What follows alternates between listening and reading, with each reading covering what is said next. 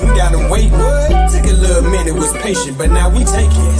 Anytime we want this game, my situation is entertainment intertwined with information. Alchemist soul, how we move the tassel and roll. It's amazing how we can turn something brass to gold. And we steady making hits. Architect with the prop and the scripts. It's logical that the product will flip. My boy Chef did the lineup, I'm fresh in the bitch. Carnivorous podcast and newest show on the list.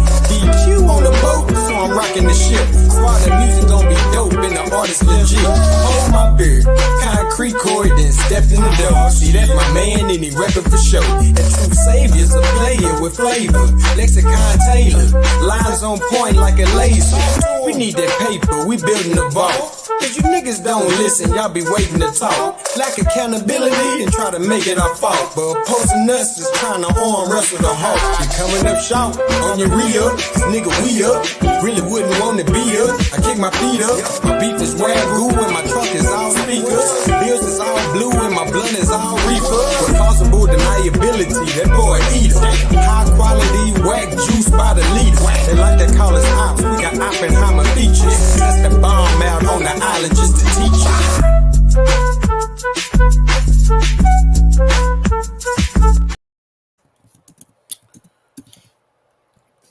What's up out there in YouTube land?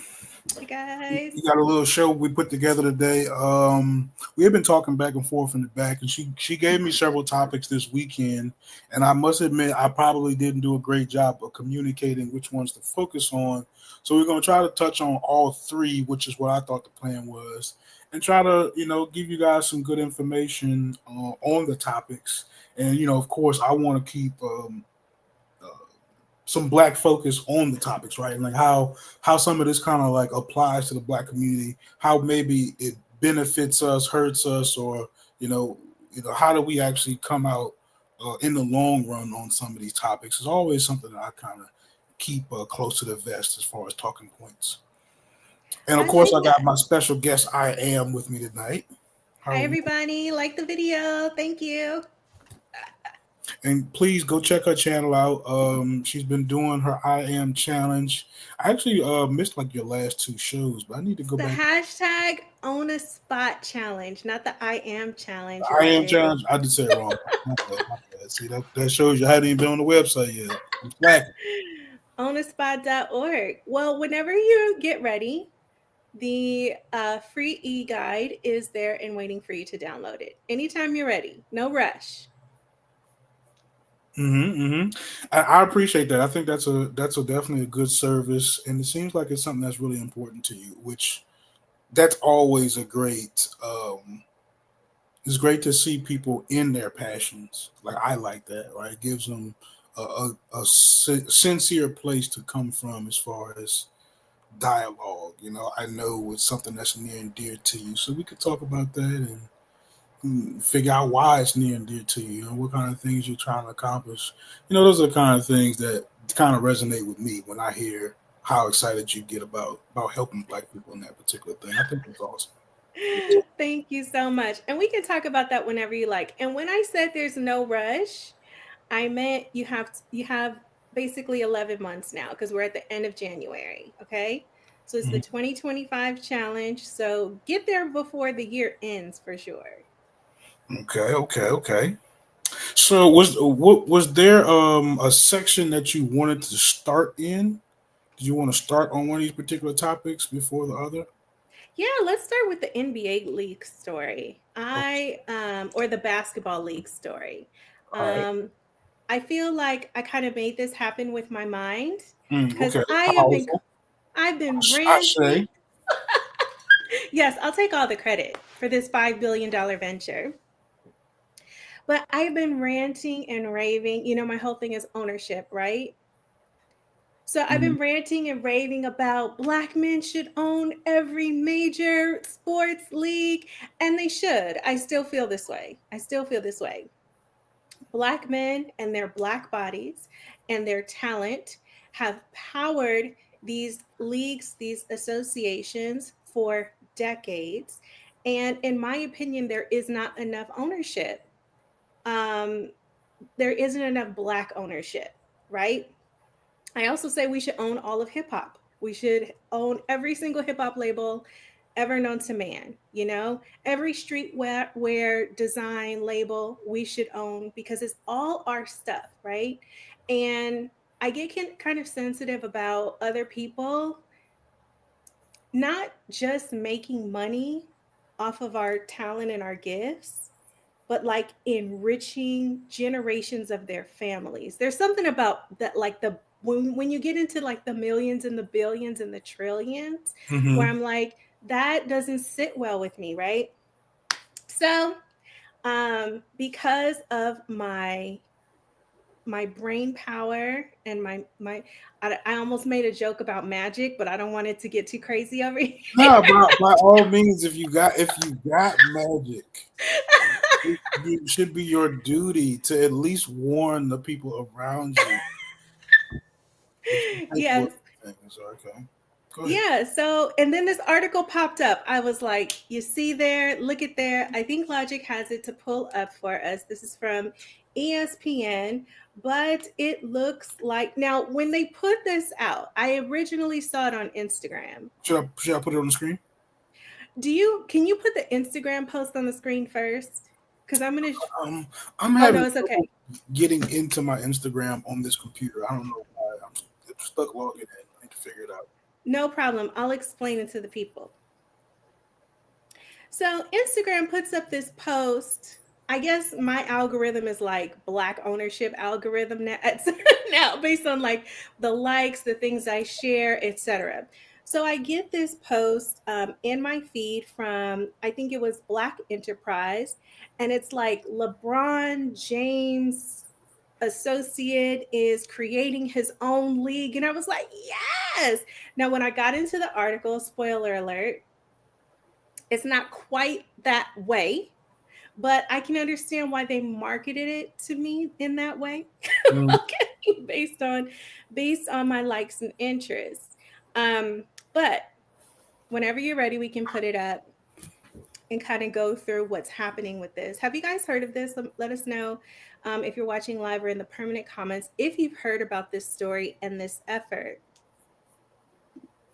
From ESPN, sources say that Maverick Carter, who is LeBron James' business manager, has been enlisted as an advisor by a group of investors seeking to raise this $5 billion to form a separate league. Now, when I got to that first sentence, I was like, wah, wah. Really?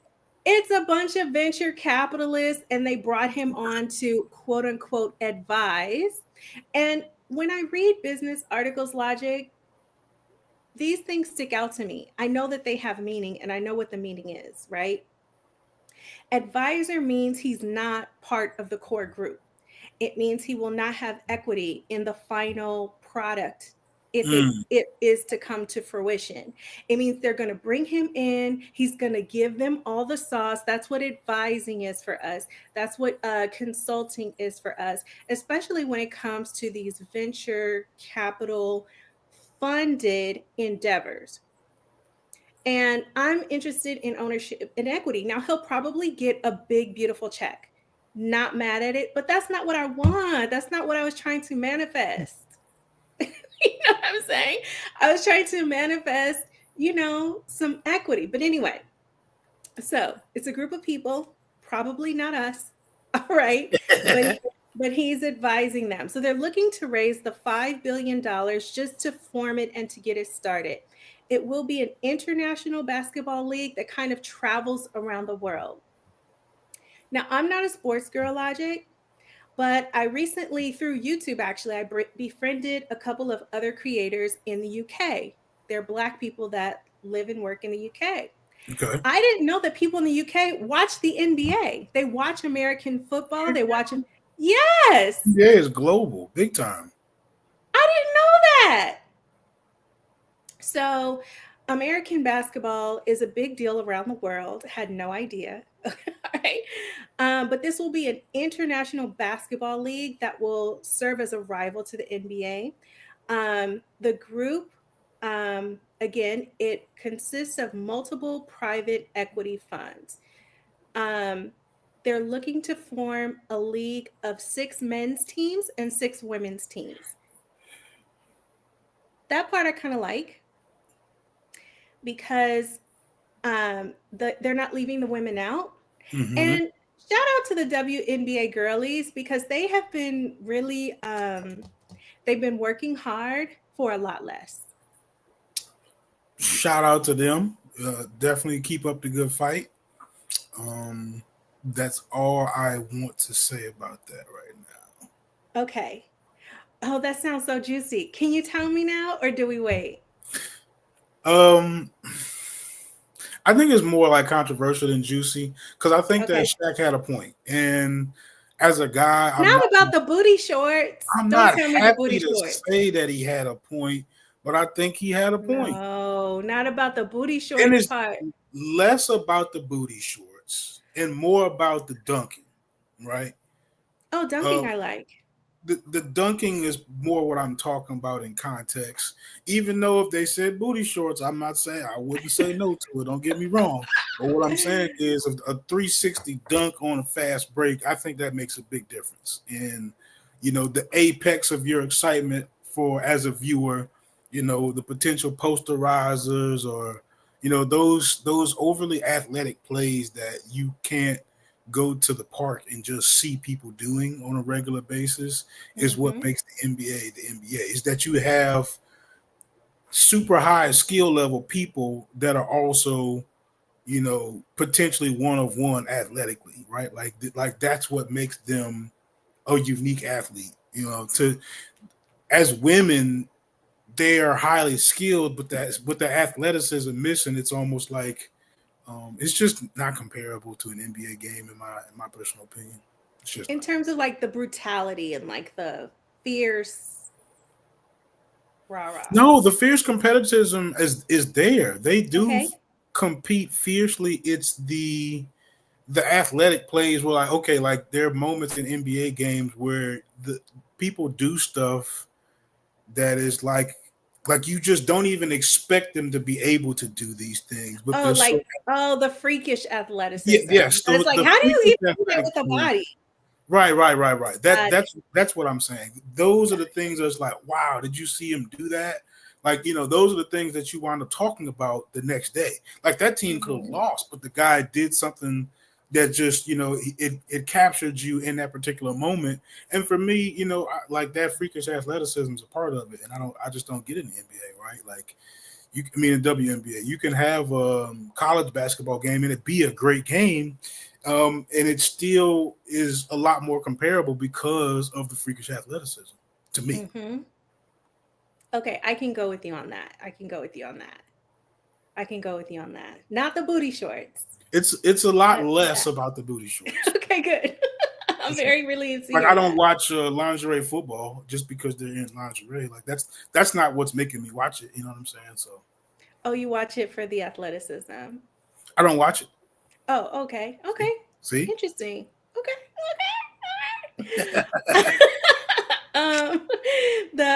So they're going to be 6 men's teams, 6 women's teams. They're going to be playing games around the world, which I think is kind of genius in terms of revenue. Because if you've already cultivated this appetite around the world for American style basketball, then I think this is going to do well. I think people are really going to come out to actually see it. What do you think? I think it has potential. I think it has potential, and I wish them well. Like I'd like to see the NBA with some competition. I'd like to see some of those bigger names potentially go over there and give the NBA a run for its money. And just from the context of centralizing the money, totally selfish. You know what I'm saying?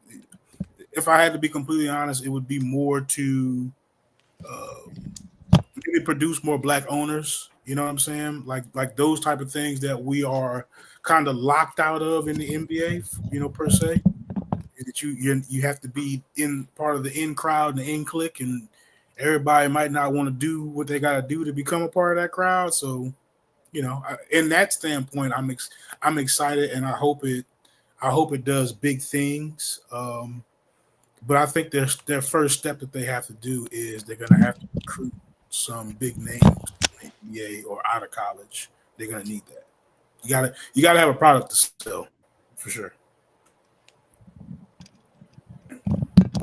Sorry, I tried to make the light better, made it worse, so I put it back. um, got it. So all around the world, men's teams, women's teams. And I'm not sure, how much this will. Oh, see, in my mind, what I really wanted was for them to create a league and then all the players one day just walk off the NBA, abandon their contracts, and go to this black-owned league. But Mm-hmm. that's not what's happening, Yeah, see, that's unfortunately. what I'm talking about. I don't know if you remember. I don't know if you remember. I think it was one of those the kid that died in the hoodie, and I wish I knew his name. Trayvon Martin, The Trayvon Martin death, may right? he I think rest. the Trayvon Martin death. I think the NBA shut down for like 2 or 3 days or something like Hmm. that, and I felt like that was a time when they had the momentum to do something like that, and they didn't do it.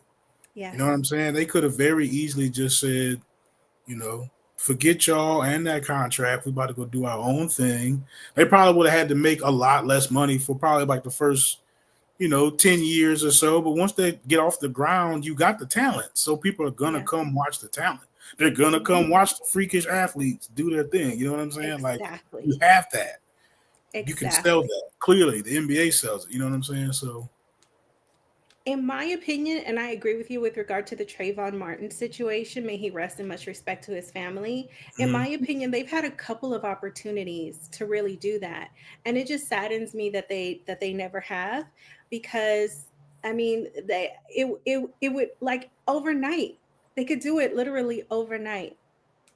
Well, not literally Mhm. overnight, but it wouldn't take too much, actually. And they have so much. And Right. there's nothing that, well, yeah. I was thinking like an evil corporation for like 5 seconds, but but I think that was a missed opportunity. I totally agree. Yeah. Um, Yep. yeah, Actual big time missed opportunity. big Right. And I time. mean, it's unfortunate that you won't find the league competing monetarily with the NBA as far as like how much money they can afford to pay their players. But if the players got together and said, and just enough of the right guys said, we're leaving. Enough of Yes, those like tier 1 guys said we're about to go do our own thing. People would come. They could easily fill up an arena yes, with three easily. or four of the right names just on the court at the same time. That's all it would take, and you got something. You know what I'm saying? You Yes. fill up an arena, and a couple times a week or a month, like you got something. You definitely Hmm. got something. You can build something off of that. That's a lot of money being exchanged really quickly. So, I mean, I could see where the profits will start to get into the green relatively quickly, but Quickly. you might have to start off.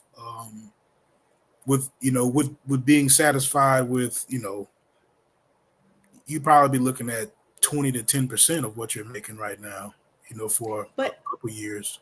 it's a good thing they're not broke. Are these broke people we're talking about who are No, struggling to buy no, milk and eggs? absolutely No. not. We're talking about people who should be sitting on $100 million. Should be. Exactly. Exactly.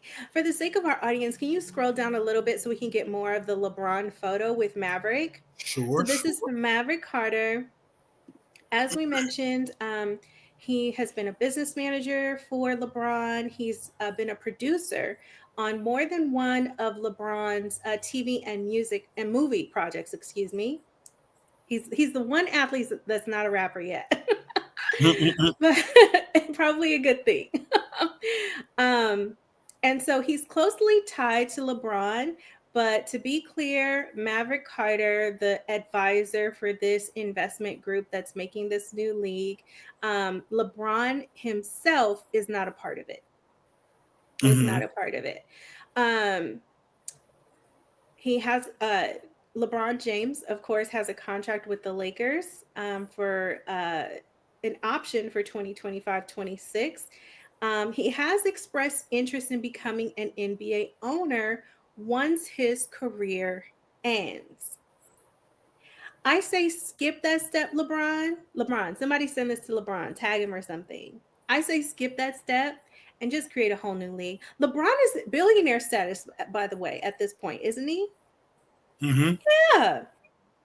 I think he's really close to the one B, right? Mm-hmm. Which is a lot. You can do a A lot with lot.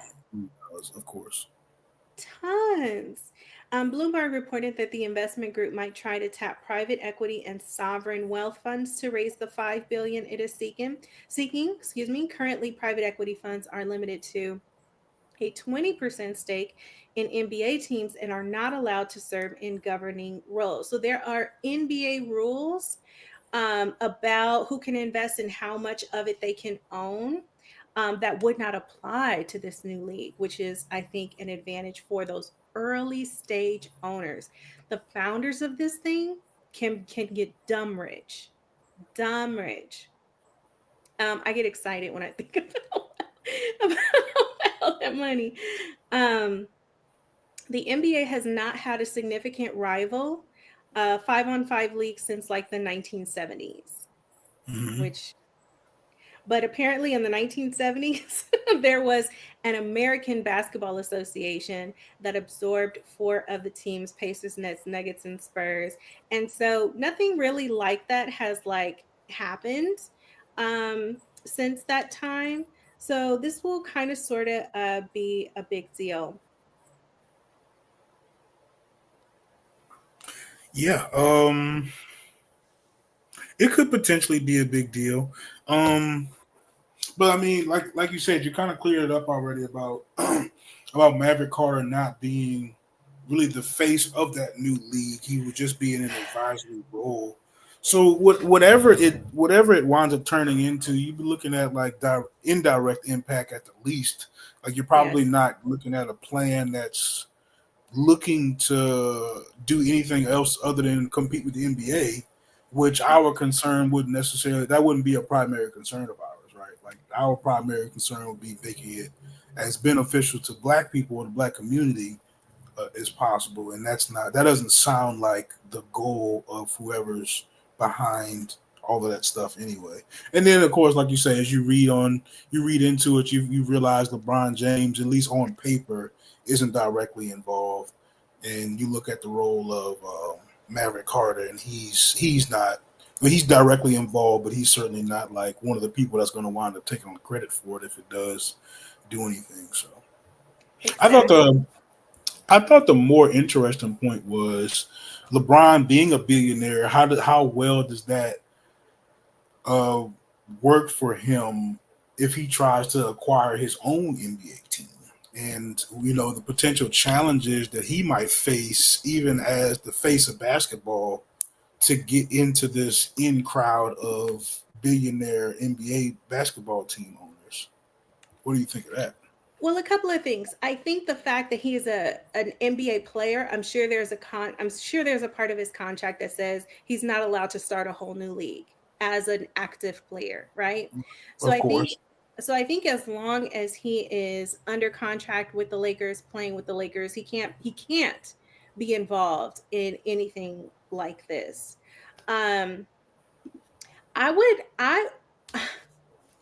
I now as far as when he's done playing, I want him to, yeah. Look, who are the top players in every league in the NBA? LeBron. Who else would you put up Yeah, there? LeBron. Top You probably three. got KD. You're Hmm. gonna put Steph Curry in there. Curry. Oh yes, Steph Curry. I love that. He's very good for business and endorsements and rounding up money, right? Hmm. So if you have LeBron, Curry, who's the KD person? Direct. Let me see if there's another light skin one that you can Not get. a light skin. I didn't say that because he's Jason light skinned. Tatum. You got Jason Tatum. He's a rising superstar. You know what I Let mean? me tell you something. Tri Media is so messy this week. Tri Media is having the messiest week. Uh, I thought it was okay that light skinned people stuck together. There's nothing wrong with that. No, first of all, I'm not light skinned. It's the ring light. I'm a Oh, my brown bad. girl. I'm a proud brown girl. My bad. But Steph just people love him and his family, his unit. That daughter, I hope she inherits at least 3 or 4 billion. Thank you, hits.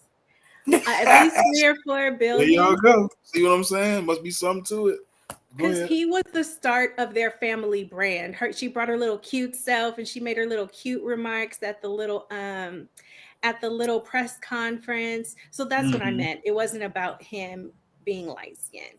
So who else you got? Okay. Okay, I could get with that. So yeah, I definitely say like a Jason Tatum. You got Kyrie Irving out there. Kyrie. Um, I mean, you just couldn't. I mean, I could. I'm a basketball fan. I could be at 30 people, but I'm trying to Mhm. see what are you getting at? You want me to just keep naming So names? basketball is your sport. So say you have just those four. They could do Hmm. it overnight. They Yeah, could I they, absolutely believe that. If they left their team today and both of like two of those guys are on one team, two of those guys on another team, you're gonna sell out every yes. night. You got a Yes. packed arena every single night that y'all do Hmm. that. And like that's whatever that's a guarantee, you can guarantee pocketing more of that because of the less overhead. And so then you're probably gonna start looking at TV contracts and all that kind of stuff, and All that's where of the it. money's really gonna start getting big, right? All of But it. of course, you're not gonna have any problem getting a following just taking those four guys with you for Because sure. their names Hmm. alone would draw the crowd, would draw the eyes. Now, unfortunately, I do think now that I have more information about this situation I was so excited about, I do think it's going to be another group of non-Black people who are going to profit off of the talent and athleticism of Black men and women. They're just going to take it around the world. So this is not what I thought it was, but it could be. Okay. So LeBron, Hmm. all the people Logic named, all his little basketball friends that he knows. I don't know anybody. Curry, all those people. Hmm. Try media first. Okay. And then bring us on as advisors. We can do What was the it. last thing you said? I said, bring us on as advisors. Oh hell yeah! I definitely, man. Yeah. I have them right. Mm-hmm. I definitely have them right. That presentation to be on point. Yeah. So with love, I say equity, ownership. All you million billionaire Black men do better. You're not doing enough. Thank you for all that you do. And LeBron does a lot. Curry does a lot. I see it. But you're not doing enough. Do more, do better. Thank you. Okay, okay. Well, shout out to that. That was yeah, that was good. I think it's like good to have some level of being an idealist or being a dreamer. You know what I'm saying? I wish it were a little bit closer to what I wanted to be, but hopefully the idea is floating out there and it comes into fruition in my lifetime. That's about the most I can kind of hope for. But it would take for these guys to put together a collaborated effort to pull something like that off. And if they do, I can't see them failing. Like I really couldn't. I couldn't see Right. LeBron James. LeBron James could retire at the end of this year or next year and Mm-hmm. still play at half effort for another, 7, 8 years and pack an arena because he's Mm-hmm. LeBron James. He's So, LeBron James. That's right. yeah, You are people the just watch sauce. him run up and down the court like because he's LeBron James. Yeah. Mhm. You are the sauce. Never forget. Never forget. But that's that for that story. Okay, so Uh, we're moving into the DEI one now. let's move on to Amazon. And there's actually a lot going on. So, of course, with many other companies um, who are either scaling back or completely eliminating their DEI initiatives, Amazon is one of those companies that is scaling back. Um, Trimedia did a stream just yesterday showing the inauguration and all of the CEOs that were there. It was like a CEO, like more CEOs than politicians at that, at the inaugural ceremonies and celebrations. And one of them is Bezos, who, Hmm. of course, is the head of Amazon. Um, and Amazon is one of the ones that is, doing away with DEI and or paring it back, like many other companies.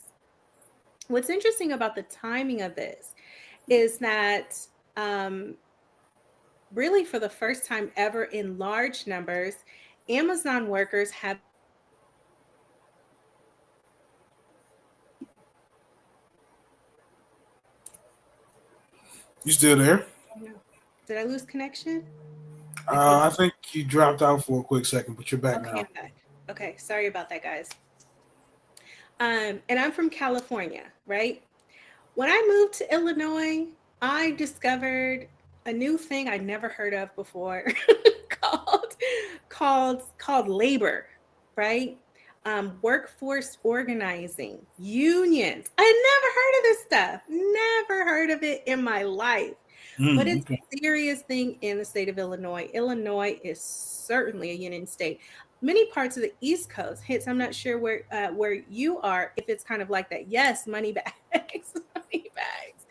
And so um, unions, workforce organizations, organ labor organization, those are all yeah, state of New York.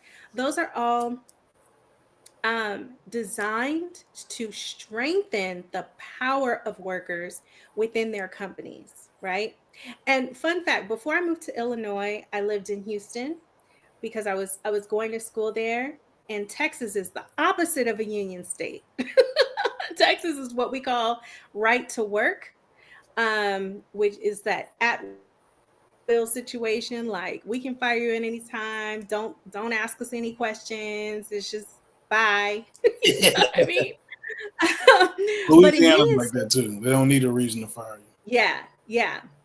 It would be such a culture shock for you up here, Logic. It was for me. I was like, oh my God. But unions, if they organize and mobilize to get workers higher pay, to work on their job security. If they're fired, they provide attorneys to help advocate for them to get their job back or to be reinstated. It's like a really, really, really um, interesting situation in the locations where unions and workers' rights groups exist. So, Amazon, because of this, of course, companies don't love it because now they have to pay more money. Now they have less, freedom to just fire people and kick them off of that side of their balance sheet. And so, what it could have been an intended or an unintended consequence, but the gig economy benefited companies because you are running around delivering food for Uber Eats, or you're picking up people for Lyft, or you're delivering packages for Amazon, but you're not an employee. And so, what that means is you don't have the rights of a worker. You aren't affecting my employer's insurance, etc., as the company. And so Amazon has such a model, right? Most people that deliver for Amazon are independent contractors. So it was thought for years, yes, a 1099 contractor, you pay your own taxes, you're just on your own, right? You don't belong to us, and we're not responsible. So for years people were saying, as Amazon grows, they need to have some level of accountability for their workforce, even though they are independent contractors.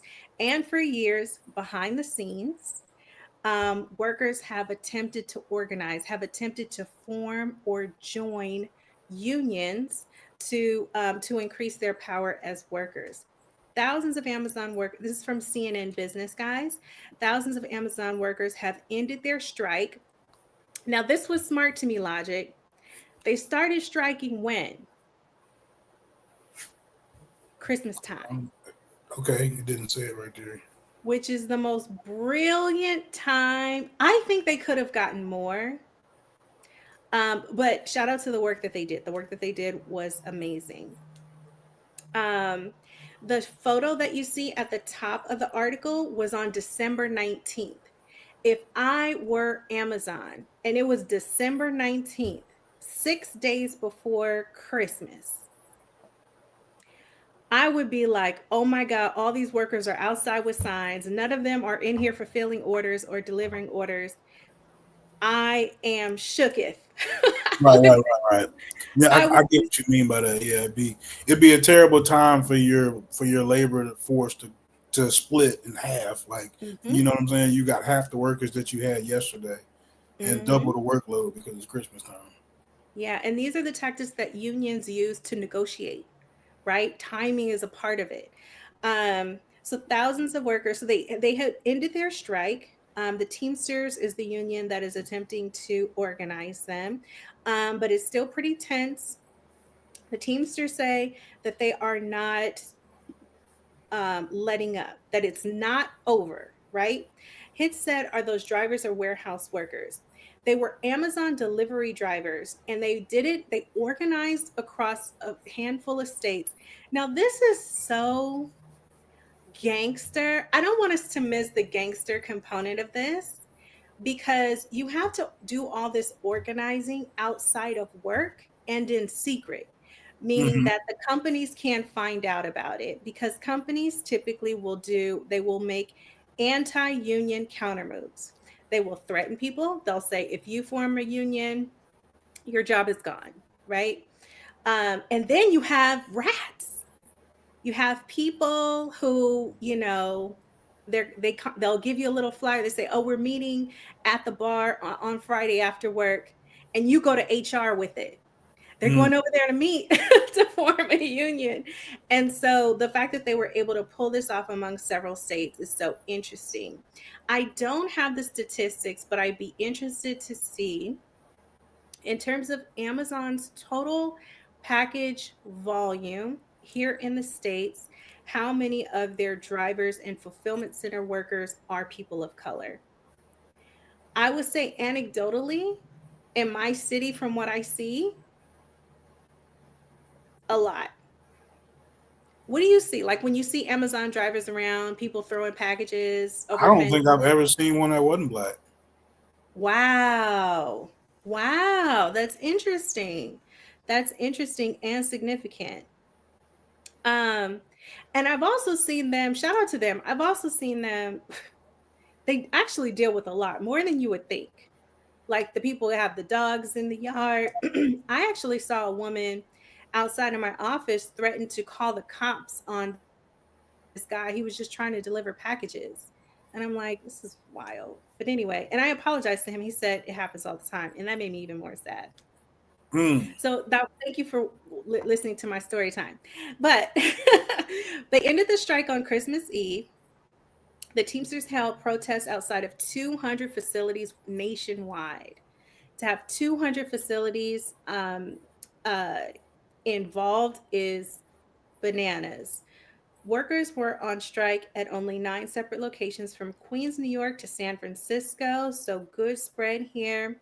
Amazon has insisted that none of its operations or deliveries were affected by the stoppage. That I doesn't make call sense. cap. That's definitely cap. Something got to get slowed down somewhere or something. Cappity cap cap. How is that possible? The union claims to represent 7,000 Amazon workers nationwide. So, about 7,000 of these workers, but that's still less than 1% of the company's US workforce. That's still a lot of people, but there are so many Amazon workers. Amazon is the nation's second largest private employer with 740,000 workers across 1,000 warehouses and distribution centers. My thought logic, and tell me what you think about this with this new administration coming in, is that simply by virtue of Amazon being the second largest private employer in our country, and Mm-hmm. Bezos being front row at an inaugural formal event says that he might, the company might enjoy a great deal of support for their anti-union efforts. What do you think? Absolutely. I mean, that's Trump is not. He's talking to corporations when he's talking about deregulation. So Mm, he's been almost the recipient of a public conversation, underneath our nose the whole time. So it don't surprise me. And as a matter of fact, like I would be more surprised that corporations aren't like snuggling up to Trump trying to get things done that they may not be able to with under another different administration. So and it kind of reminds you of the role corporations play in politics, which is always a slippery slope, when you start to have that conversation. mm, But but this particular regime should be very lucrative for corporations for sure, and they know it, so that's why they all mm, want to get as close to the action as they can. mm. I'm Gotcha. not surprised. Are you surprised Yeah. by that? Um, I think that that's interesting because as you see with some of these companies' responses, so I don't want to think of Bezos in a vacuum, right? With some of these companies' responses, I think some companies, their company policy will follow along with administration's policy. I think there are only a few companies and they're like, no, these are our core values. This is what we believe. So this is what we're going to do no matter who's in power, right? I Hmm. think most companies are fluid when it comes to who's in power and what they can get done and what would be advantageous. So I don't that's my thought on that. That's my thought on that. But I think Bezos at this point, I think it might be kind of like a Amazon might be like the too big to fail scenario. Hmm. Hmm. Um, yeah. And yeah, we're talking about a lot of jobs, 740,000 jobs. So that's my thought on that. Workers, of course, are ad attempting to get the main things people want, higher pay and better working conditions. Um, they do 400 plus packages, and what they're also requesting are ride helpers. And this is interesting because I happen to know that UPS, especially during the holiday season, they have drivers plus a helper. So the helper actually will like jump out or whatever, the driver stays in the car, kind of like how garbage trucks operate, where you have a person kind of like, putting the, whatever. Um Hmm. and so um I know UPS has that because they were hiring a lot for the holidays, and I shared that on my channel. But that they're saying they want a similar model, but of course that will double up on cost for Amazon. So we'll see how that shakes out. But that's also something that they want. Many of their demands also kind of get super local, which is why unions will have local what are they called? Maybe Hits can help me. Um the local, like think of it like a division or whatever of Like a the local headquarters, or yeah, it's like a local, like they'll have a national union and then a local, it's called something and it's like it's screwing me up. Hey Tati, if I said it right, sorry if I didn't. it's a hub. I Yeah, said headquarters, but I know what you're trying to say, like a specific yeah, yeah, jurisdiction, like you said, like a region or whatever. This particular yeah, chapter, yeah, yeah. chapters, yeah. But we know what you're saying. We'll move on. I'll blame it a chapter. Yes, we'll move on from my vacation brain. But that's how that all shook out. I was stunned actually that they were able to pull off um, a nationwide strike just before Christmas. But they say that they have more things coming up. All right. And so Amazon workers are are unionizing, which I think will create more balance. I don't think Amazon's going to go away. I don't think they're going to fire all of these people, but I do think it'll be a more balanced workplace, which in most cases is the goal of the union. Yeah, from what I know, which is very little, but I've talked to people who work for Amazon before. It sounds like they really need a union, right? Like they're Mhm. working crazy hours. You know what I'm saying? It's certainly not worker friendly in there, and they might need a little bit of regulation from the workers as far as what they want from Amazon. You know what I'm saying? I don't know if they're getting your regular 2 breaks plus a lunch, but I do know they're working like 12s and stuff like that. So Yeah. yeah, And that's sometimes a under lot. dangerous conditions, like going into every neighborhood, they're on people's property. It's like it can get wild out there. Right, right, absolutely. Shout out to the Amazon people. Shout out to the Amazon workers, man. I definitely heard that that's not an easy job. I think For you're talking about sure. like one of the highest like rollover jobs, like in this for turnover jobs, not rollover. As far as like people coming in and out of the door, new people. Yeah, they Hmm. say it's a lot, so gotta be tough. Wow. Wow. Hi, Chef. Hey, everybody. Be sure to like the video. Thank So let's you. see. Let's see what I had there. Brief overview of it. What does rollback mean? So what do you think? What do you think they're by them having such a large black workforce? How do you think that kind of works into like the black community now having a union to kind of put some backbone to some of the things that they might want to demand as far as uh, Amazon or from Amazon?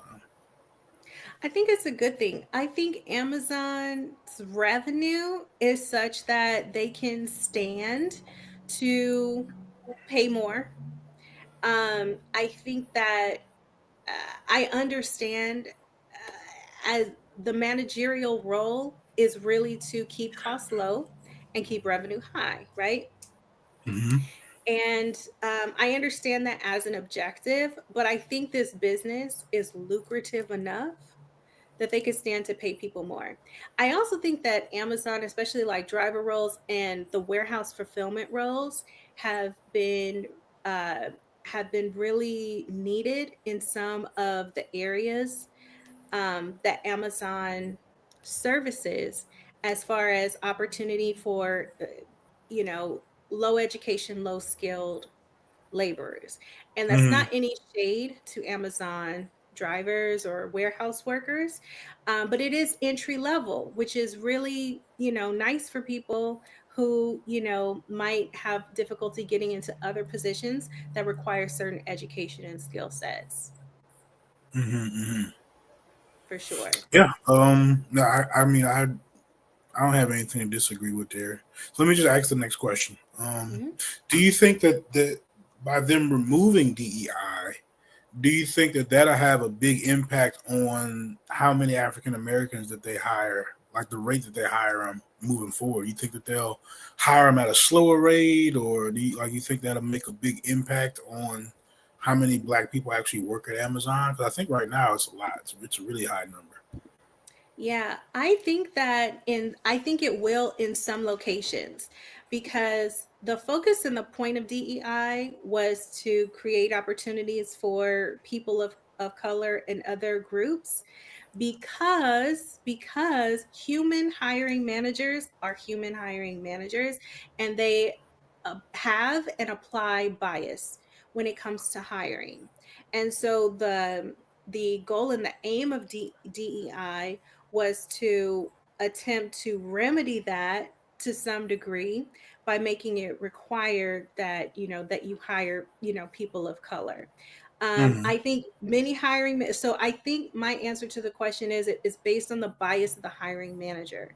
So I think some hiring managers will have super duper crazy bias and some might not. And I think that it will become very clear as you look at those numbers which ones are and which ones are not. But I think it will come down to that.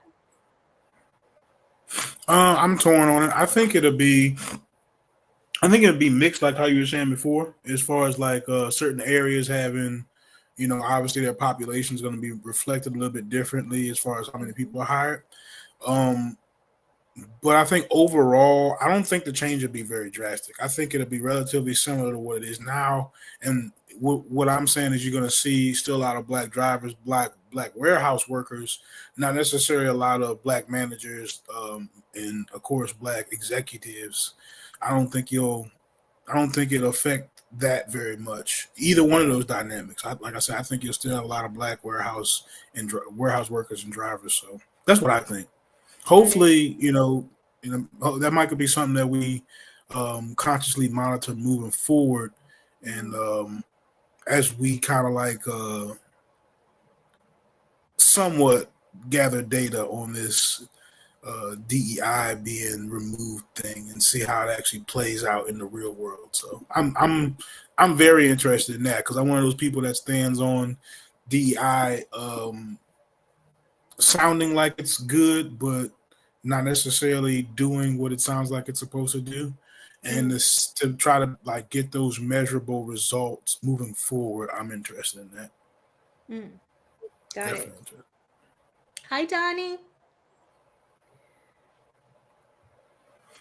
What's up, Donnie? Him and Chef, they're the two abos in the chat. You mean Ados or Abos? What's an Abo? You know what? You're right. I say Abo. Married FBA and we should do that, guys. It would be Ados Ba. Unity. And let's make it Ados Ba. And mix it up so that they stay one and the same. Yes, now you're the same group. You have no need to fight. Perfect. I like it. Ados. I don't think it'll work, but you gotta try. You definitely gotta try. Unity. It's like when Rick James punched who he punched in the head with the Unity ring. Was that Charlie Murphy? I think it was, right? I have no idea. You don't remember that episode?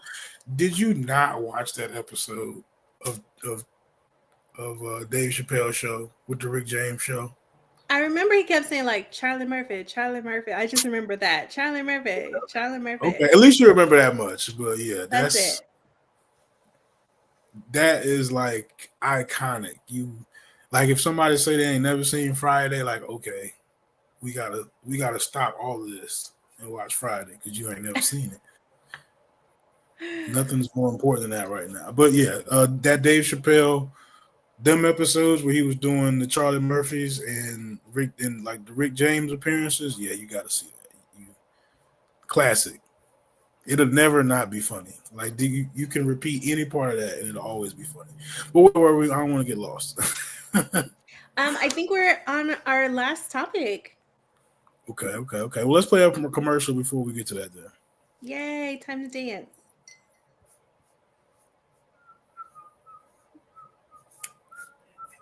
Let's go to one of the new ones that DQ done put in there for your boy. Shout out to DQ.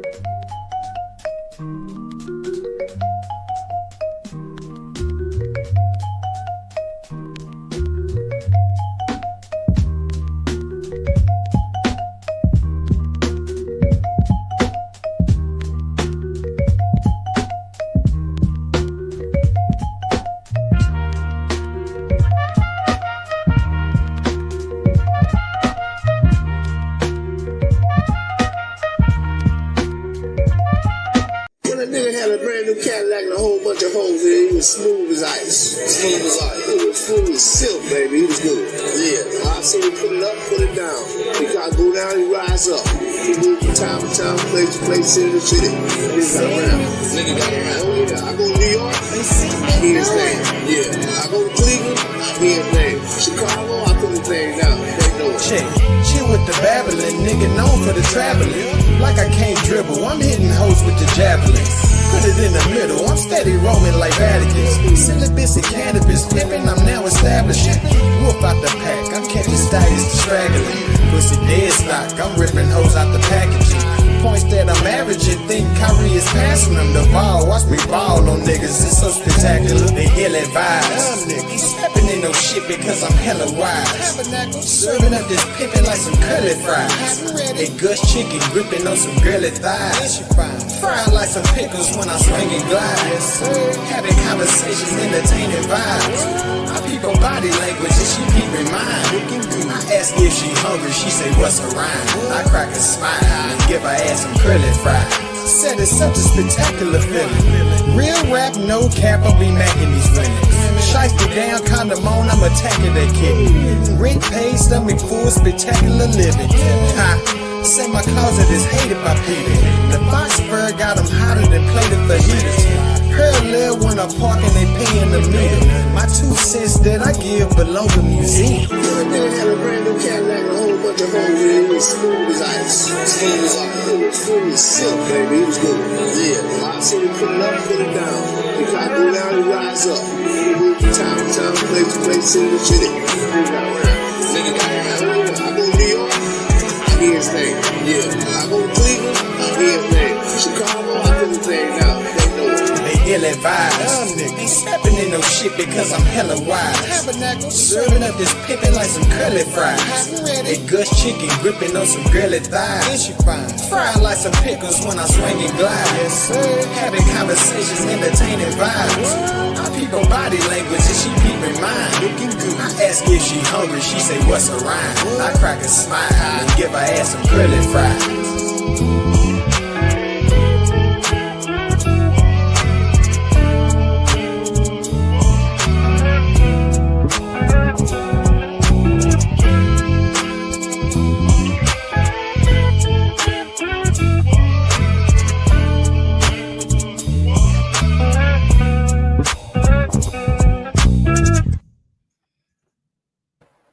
DQ Hampton. DQ in the building, man. Curly fries. That was quite mannish. That was a very mannish selection. Was it? Have you ever heard that term?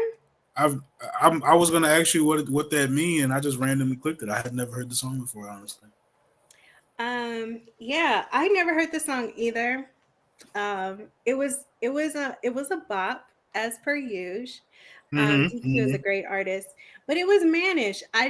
So the word mannish, people say it in Houston. I thought they said in Louisiana too, but mannish looks like his nose. Mannish means like when a man or a guy is like being fresh, like being fresh. Yeah, like I heard that one, but I know what you mean when you say that. Yeah, mannish means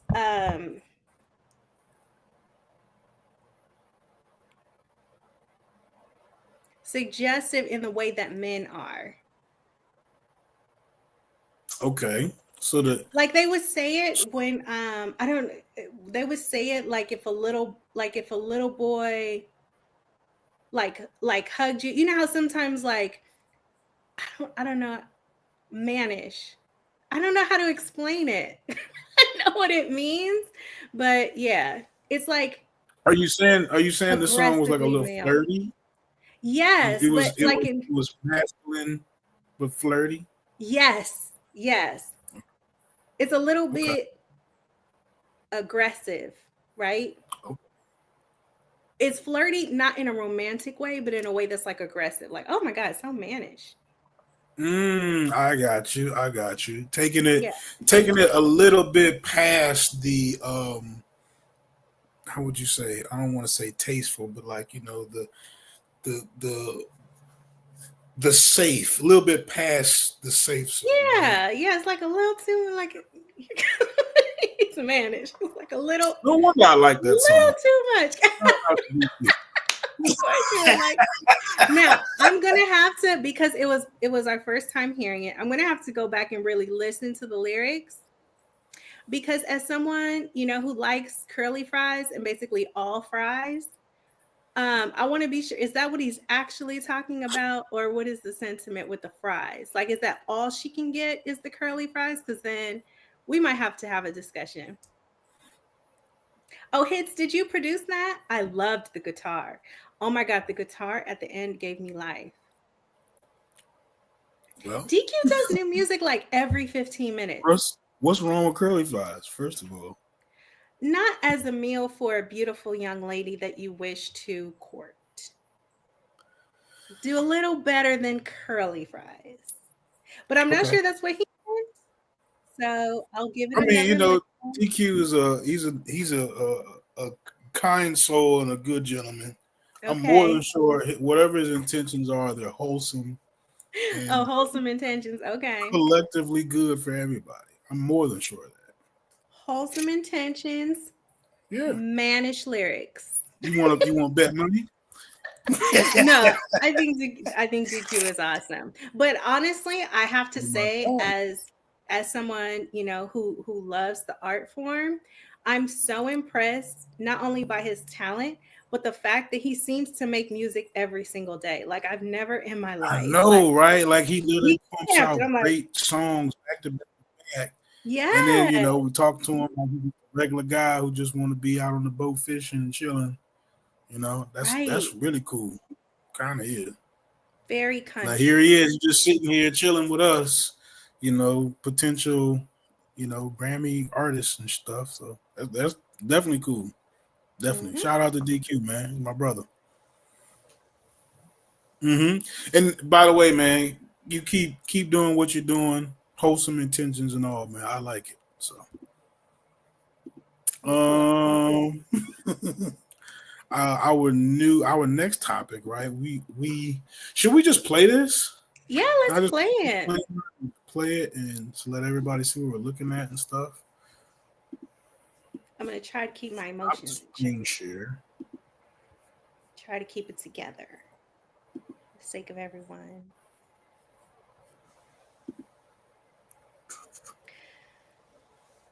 There it is. Can y'all see that? Can you see that? So, in celebration and honor of Dr. King Month, okay, all of January is King January because he's such an amazing contributor. This is just a quick documentary. It's only 8 minutes, called 7 Days. All right, I'm pressing play. Yes.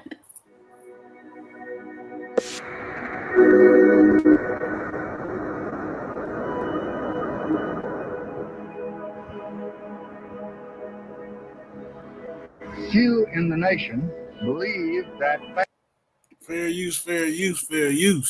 And I'm trying to get my banner. Oh, here it is. Okay, make sure. Fair housing would, in our time, become the unchallenged law of this land. And indeed, this bill has had a long and stormy trip.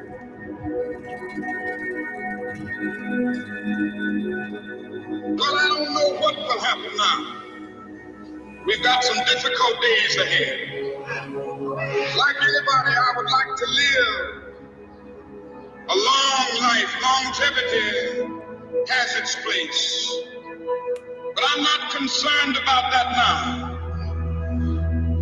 And I've looked over and I've seen the promised land. I may not get there with you, but I want you to know tonight that we as a people will get to the promised land. So I'm happy tonight. I'm not worried about anything. I'm not fearing anything. Ladies and gentlemen, Martin Luther King was shot and was killed tonight in Memphis.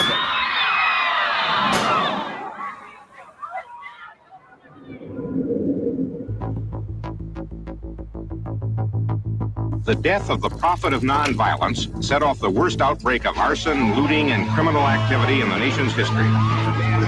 Washington's ghettos burned within a few blocks of the nation's capital. The life of a man who symbolized the freedom and faith of America has been taken. And no words of mine can fill the void of the eloquent voice that has been stilled. But just want to pause it, break it up, try not to get hit with the algorithm strike. Yes. So this mini documentary is called 7 Days because it's about the 7 days following as his daughter would call it, the state-sanctioned assassination of Dr. Martin Luther King. And this is something that I mentioned on the platform. I've mentioned on my platform as well. It's a little known fact that his final sacrifice, and he should not have been unalived in the way that he was, but his final sacrifice actually created a pathway to the Fair Housing Act, which to this day provides the most opportunity for people to purchase property, especially African American and people of color, which is why this is such an amazing documentary about how that happened. So this is post-assassination. Several cities throughout the country are basically on fire. Logic, if you want to start it again. this I do believe deeply. The dream of Dr. Martin Luther King Jr. has not died with him. President Johnson was willing to speak up and say, we have to pass a fair housing bill. Hello, Mr. President? Yes, Dick. We're in trouble. We need some help. Yes? I'm afraid of that. Federal troops, for the first time since the Civil War, took up positions to guard government buildings. Nothing's probably touchier than your own neighborhood and your own home or your own apartment. The administration, which supported the bill, said this has no chance. The other stuff is okay, but this will kill any politician that touches it. Pause it. Well, I just could not live beside them. So if you can go back to the stack of letters, I think this was like probably the best visual that they were able to put into the documentary. It's just a couple minutes behind if you want to arrow back maybe once or twice. So I don't touches chance. The other has it there, yeah. So the president at the time, Lyndon B. Johnson, was in support of it, but Congress was not, right? Because Congress were elected officials that represent their constituents who were mostly white property owners. So if you can see the stack of letters, that was basically a visual depiction of how many of the constituents were for it and were against it. We're not quite on that part, but if you saw, like, it was 150 basically to 1.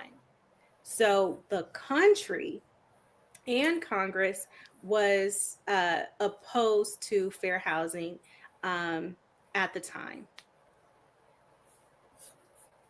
You can start. Administration, which supported the bill, said. Was you finished? I'm sorry. Yep. Thank you.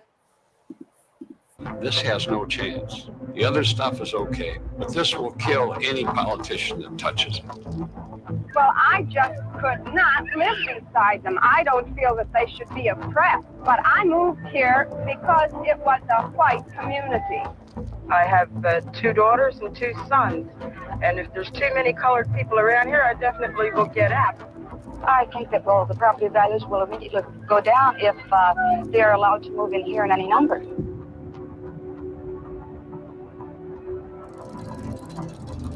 Some of those constituents voicing their concerns about it. It seems as though our country is pulling apart into separate societies, where whites have jobs and Negroes have unemployment, where the middle class lives in suburbs and the poor are left in the ghettos, where one group of Americans looks upon another group of Americans with growing mistrust and even dread. You can pause it there. And we're pausing for the purpose of fair use and to stay within YouTube's guidelines.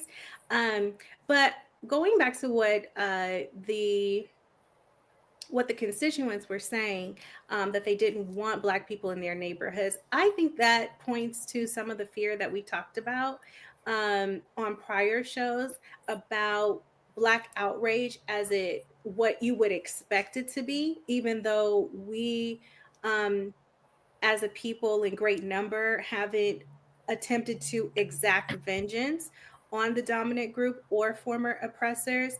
And I don't know, Logic, what do you think about that? Do you think the hesitation to integrate communities has anything to do with fear of retaliation?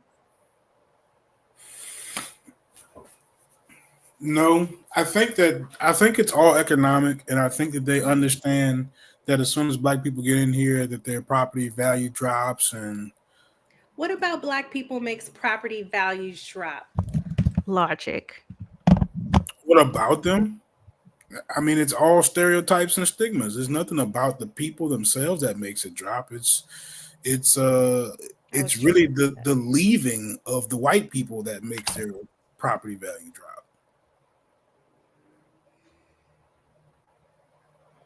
What do you think about that? Am I right? How close am I?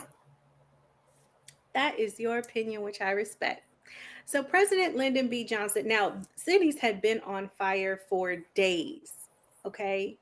The outcry after Dr. King's state-sanctioned assassination based per his daughter was took place over days. And so this is when things had calmed down, things had died down, and President Johnson basically took this helicopter ride to and he was able to see how these cities have been damaged. So we can start again here.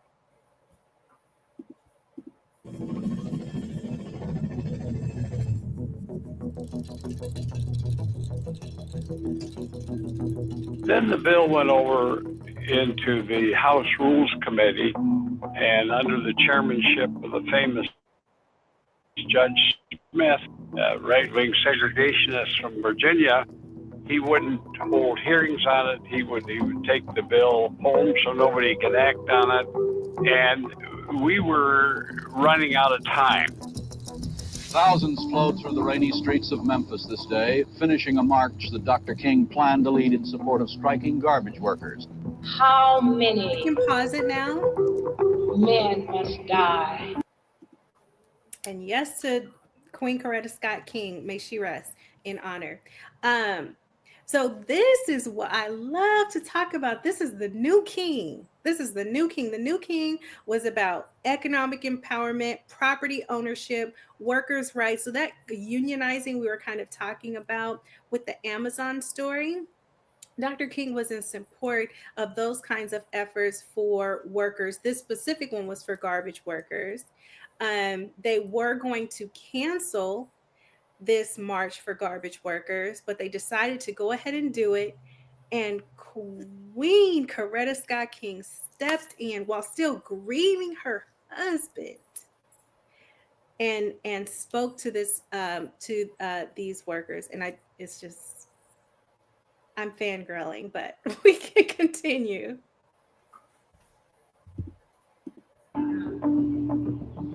Before we can really have a free and true and peaceful society,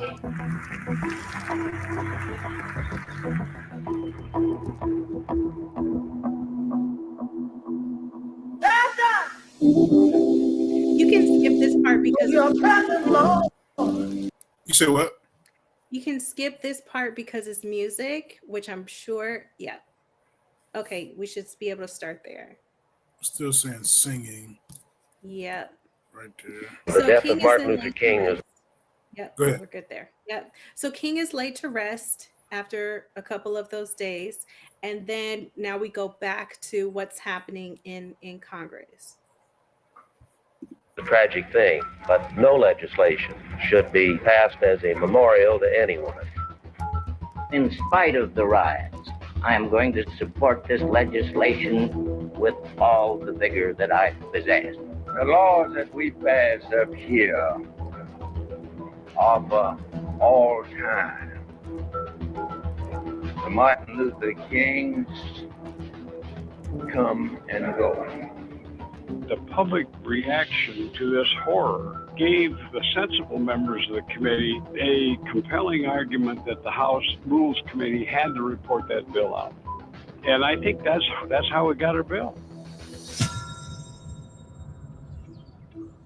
They just didn't dare bottle it up any longer. And I have a dream that one day Negroes will be able to buy a house anywhere that their money will carry them. At long last this afternoon, fair housing for all is now a part of the American way of life. Democracy's work is being done, and the bell of freedom rings out a little louder. We have come some of the way, not near all of it. Fight still goes on because we unfortunately have the laws, but we don't have the enforcement. And we have changed, but we still have the same kinds of discrimination. The U.S. Commission on Civil Rights said today that efforts by... Down to Chicago. That's my city. I'm sorry. I'm sorry, Logic. He rolled his eyes at me. Did you guys see that? Shy Sadie, you're still invited. You're still invited. You're still welcome. But this was able to get passed, and the event and the reaction to those events, to that event, is basically what pushed it through. And so that's the historical significance of it. The act created fair housing law, as well as the government agency that oversees it, and now and still exists today and provides opportunity to own, even for people with low income, moderate income, lower credit scores, and lower down payment, as low as 3.5%, which today, that's the lowest it's ever been in the history of fair housing law. Previously, it was 5%, which was still very good, because 20% is kind of like what you get for conventional. So for people who don't know, when people talk about FHA, or an FHA loan or an FHA mortgage, that is when the FHA, as a government agency, insures loans to individuals who aren't very well qualified. So what that looks like is, if a lender says we will lend, our standard for lending is that the borrower has to have a 700 credit score and 20% to put down, and we will lend to them, right? Well, that eliminates opportunity for people who don't have that, who might have a 680 or something like that, or they only have 15% to put down or 5% to put down. The government agency says to the lender, we will insure this for you. We will insure against the borrower defaulting on this loan, in exchange for you having more lenient terms. So now you can have it's 580 to 600 credit score, and as little as 3.5% down. That exists today because of these events. Logic, were you going to jump in and say something?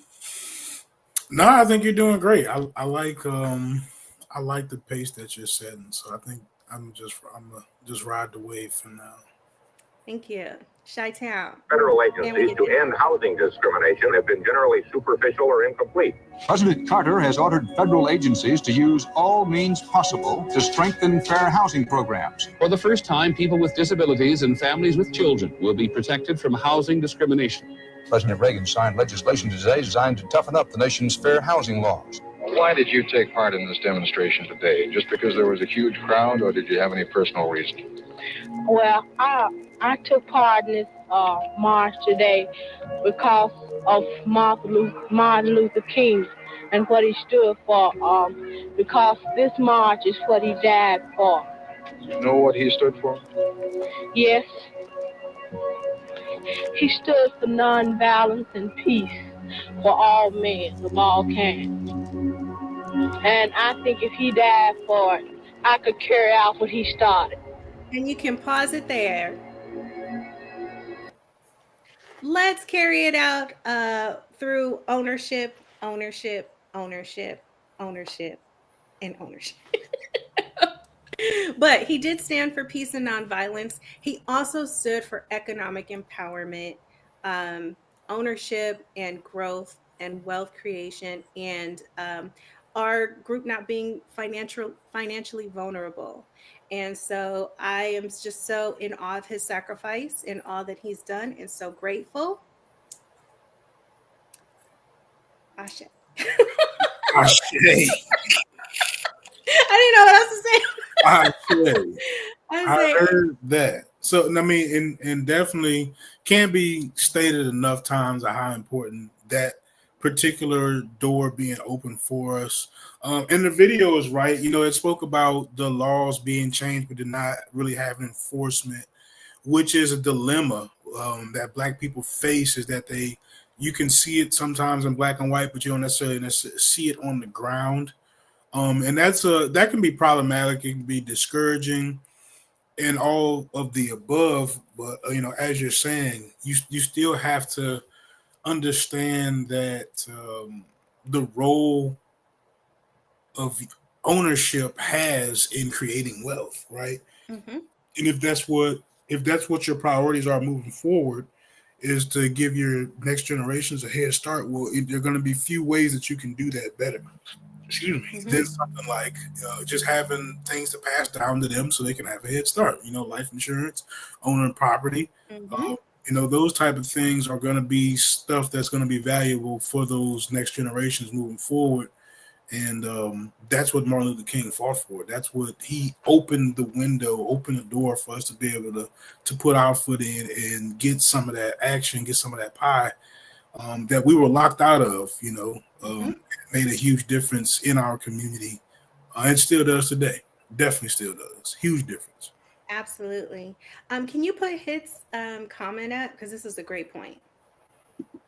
Hi, Bryce. Sorry if that was loud. Methods used to subvert the act: redlining, steering, exclusionary zoning, lack of enforcement, and predatory lending. Great point. Very true. Here's a fact. At the time that this was passed, it was still much harder to own property, to acquire property, to own property.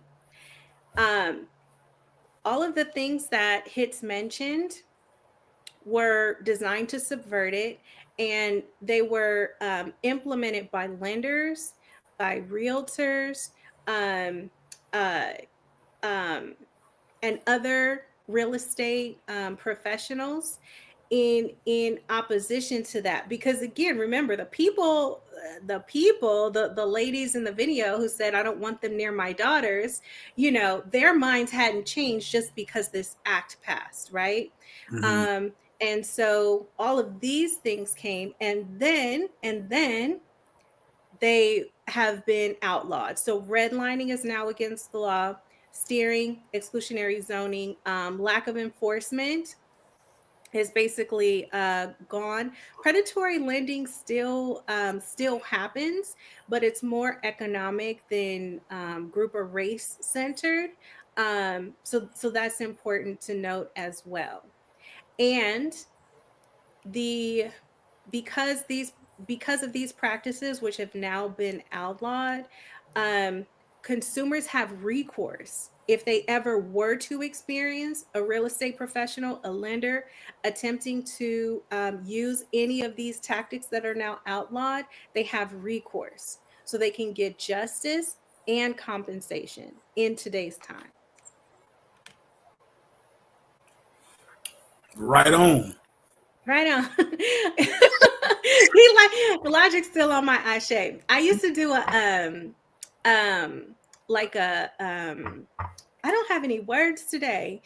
Like an affirmation on my channel, right? And at the end, I would say, Amen, Amen, Ashe, and period. Because that basically covers all of, all of our areas. Yeah, all profound statements should be followed up with something like that, some affirmation.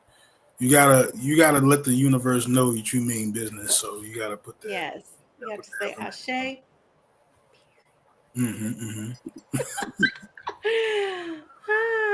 What a fun show, Logic! Wow.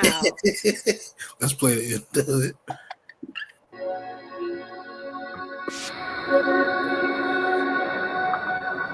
I'm not sure if this is it. Yeah, that's it. Okay, there really is. Yeah. Okay, so that is the video. That's the video, guys. This can do it. Was nice and relaxing. I actually kind of like that. Neither one of the topics were like in super depth. Got to dance around a little bit and learn a couple different things. But next week we're supposed to be doing that book, right? We're supposed to be doing The Souls of Black Folk, and ain't nothing like there's gonna be heavy. Yeah, that's gonna be heavy. It's gonna be a heavy show. That's gonna be heavy. You know, but I actually like heavy stuff. This was like welcome, like change to not dig so deep into it and just kind of have a surface level conversation. But there's nothing surface level about Souls of Black Folk. It's deep from the jump. Before you even get into chapter 2, it's going to be a really, really deep book. So I'm looking forward to that. I'm gonna be listening to that and reading it next week. I'm gonna try to get through it at least 2 times. So we're gonna split it up, right? So maybe like we're having a meeting now, guys. Excuse me. So maybe like Tuesday or Wednesday, we can have our first show on the first couple chapters. What do you think of that? Tuesday, Wednesday. You'd rather Tuesday? Wednesday? Yes. You'd rather Wednesday? So if we do it Wednesday, what could be our second day that week? Friday? Wednesday and Friday? I mean, we're not going to read very much in between that, huh? Oh. And then we can do the following Wednesday then. Okay. Or, yeah. Okay. Yeah, I was trying to fit into that week, but we could split it up. So, what are you thinking? First 3 chapters, 4 chapters? Yeah. Something like that?